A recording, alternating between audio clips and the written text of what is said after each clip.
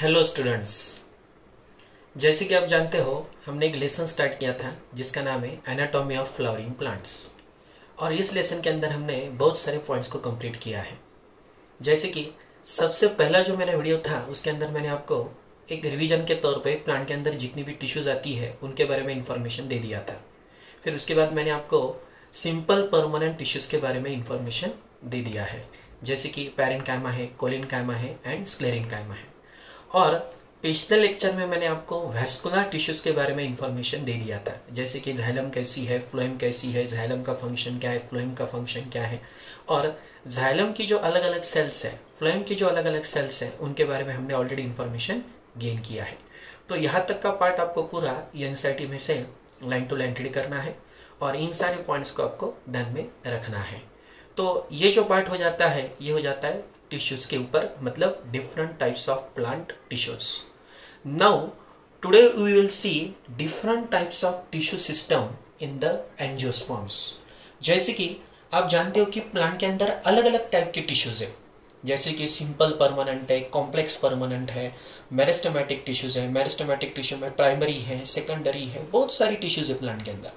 और ये सारी टिश्यूज जो होती है वो प्लांट के अंदर एक पर्टिकुलर फंक्शन को अटेन करती है। और ये सारे जो फंक्शंस है प्लांट के अंदर होने वाले, ये सारे फंक्शंस उन टिश्यू के थ्रू क्या होते हैं, प्लांट के अंदर कंट्रोल होते हैं। लेकिन आज का जो हमारा मेन सेशन है that is the tissue system. So what is the basic definition of tissue system? So tissue system is a association of different plant tissues just performing a function inside the plant. जैसे कि जितने भी plant के अलग अलग tissues है, ये सारी टिश्यूज जब कंबाइन होगी, जब कोऑर्डिनेट होगी, तो उनसे क्या बनती है, एक प्लांट की टिश्यू सिस्टम बनती है। और प्लांट के अंदर तीन अलग अलग टाइप की टिश्यू सिस्टम है। जैसे कि सबसे पहली जो टिश्यू सिस्टम है प्लांट की, उसका नाम है एपिडर्मल टिश्यू सिस्टम, जैसे कि मैंने यहाँ पे लिखा है epidermal tissue system. Second one जो टिश्यू सिस्टम है प्लांट की, it is known as ground tissue system और it is also known as fundamental tissue system. And third one tissue system is known as vascular tissue system. It is also known as conducting vascular tissue system, or it is also known as conducting tissue system. So these are the three basic types of plant tissue system. This plant tissue system get made with different types of tissues like parenchyma, collenchyma, sclerenchyma, xylem and phloem. But all these plant tissues and plant tissue system having various functions inside the plant. So first of all we will consider epidermal tissue system.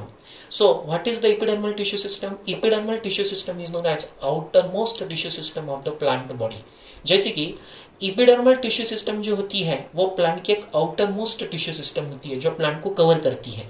जैसे कि यहाँ पे मैंने एक simple point लिखा है कि epidermal tissue system is known as outermost tissue system of plant and it having covering of whole body of plant। मतलब वो प्लांट की पूरे बॉडी को क्या करती है, आउटर साइड से, मतलब बाहर से क्या करती है, पूरी कवर करती है।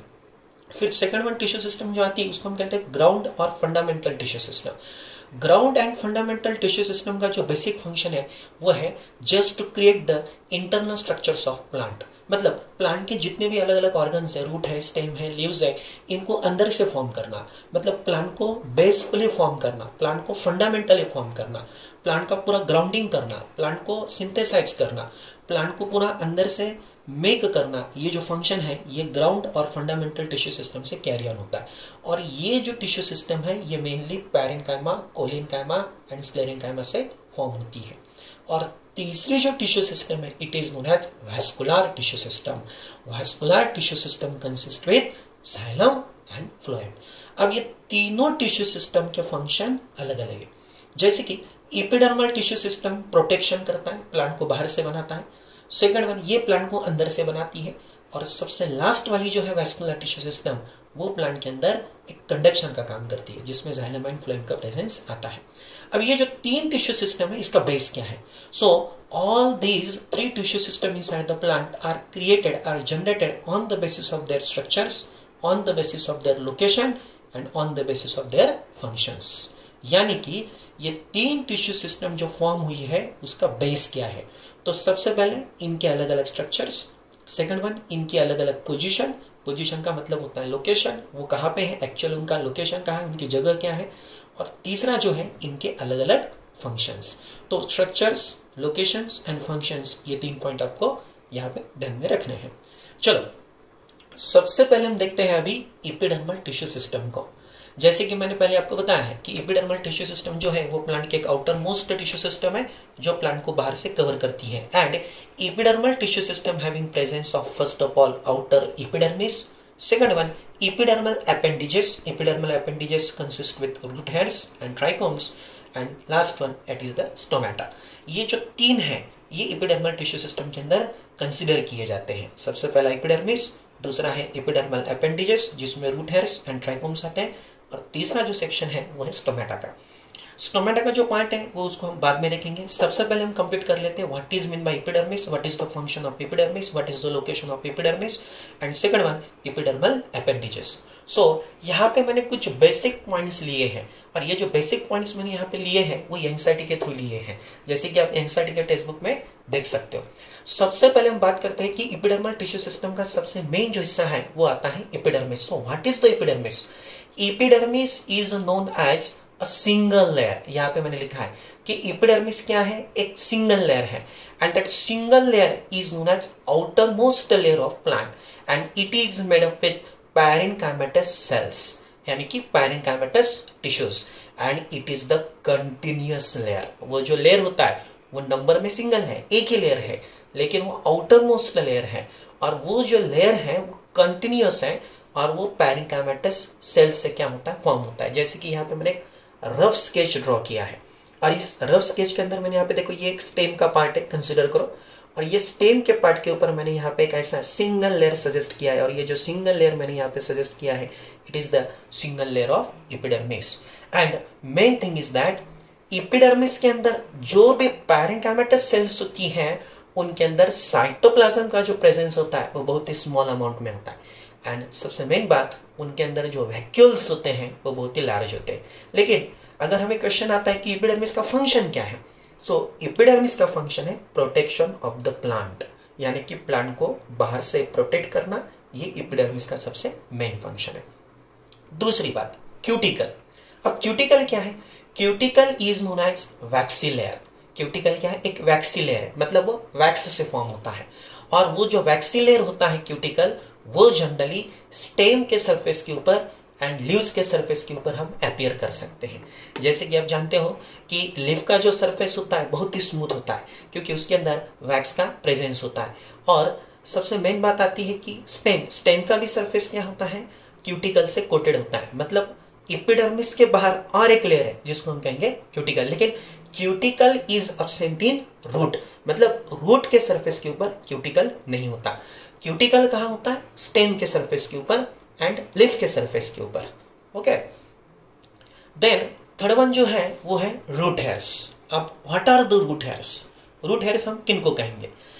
Root hairs are the those type of hairs which are present on the surface of root system. You know that root having presence of different areas, okay, and in the root system there is a presence of maturation zone. On the maturation zone we can appear exogenously the elongated structures, the unicellular structures known as root hairs. The basic function of root hairs is that absorption of water, minerals from the soil. यानी कि root hair भी क्या है? एक epidermal tissue system का हिस्सा है, लेकिन रूट हेयर जो होते हैं वो रूट के सरफेस के ऊपर होते हैं। जैसे कि आप यहाँ पे देख सकते हो, मैंने यहाँ पे कुछ रूट हेयर्स को मेंशन किया है। ये रूट हेयर्स कहाँ है? तो ये साइड में जो होगा ये पूरा सॉइल का पार्ट होगा। ये मैचुरेशन जोन है। ये क्या है? ये रूट का मैचुरेशन जोन है, और ये कौन है? ये रूट हेयर्स है। रूट हेयर्स क्या करेंगे? Absorption of water and minerals. So root hairs के जो 3 बेसिक पॉइंट है इनको आपको ध्यान में रखना है। और उसके बाद एपिडर्मल टिश्यू सिस्टम का सबसे मेन हिस्सा जिसको हम कहते हैं trichomes. So what are the trichomes? Trichomes are those type of hairs which having multicellular nature, and those type of hairs are generally present on shoot system on the surface of stem. Those hairs are known as trichomes. जैसे कि trichomes क्या है? तो plant के stem के surface के ऊपर जो हेयर्स हम अपीयर करते हैं उनको ही हम साइंस में कहेंगे ट्राइकोम्स। सो ट्राइकोम्स कैसे हैं? तो सबसे पहला वर्ड मैंने यहाँ पे लिखा है, ट्राइकोम्स जो है वो मल्टीसेलुलर होते हैं, मतलब बहुत सारी सेल से बनते हैं। कभी कभी उनके अंदर ब्रांचिंग होता है, कभी कभी नहीं होता। ब्रांचड और अनब्रांचड। ब्रांचड का मतलब यहाँ से बहुत सारी ब्रांचेस जनरेट होगी, और अगर अनब्रांचड है तो जैसे कि मैंने शो किया है ये अनब्रांचड है, इसमें मतलब इसमें कोई भी ब्रांच नहीं है। सो दे मे बी ब्रांचड और they may be unbranched. They may be soft और they may be stiff. Soft का मतलब होता है बहुत ही सॉफ्ट, मतलब स्मूथ सरफेस वाले, और स्टिफ का मतलब होता है थोड़ा रिजिड होना। तो वो सॉफ्ट भी हो सकते हैं या फिर रिजिड भी हो सकते हैं, लेकिन उनका भी एक बेसिक फंक्शन है प्लांट के अंदर जिसको हम कहते हैं सिक्रेटरी फंक्शन।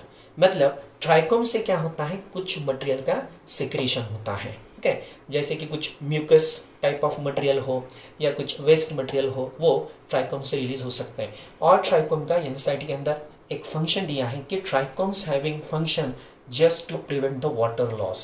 मतलब स्टेम के सरफेस के ऊपर क्या होता है, यहाँ पे जब ट्राइकोम्स का ज्यादा से ज्यादा लेयरिंग होता है तो यहाँ से ट्रांसपायरेशन का जो रेट है वो कम हो जाता है।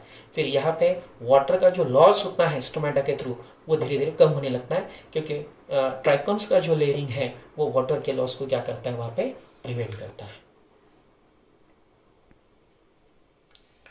सो generally these are the points regarding with plant tissue system: epidermal plant tissue system, fundamental plant tissue system and vascular plant tissue system.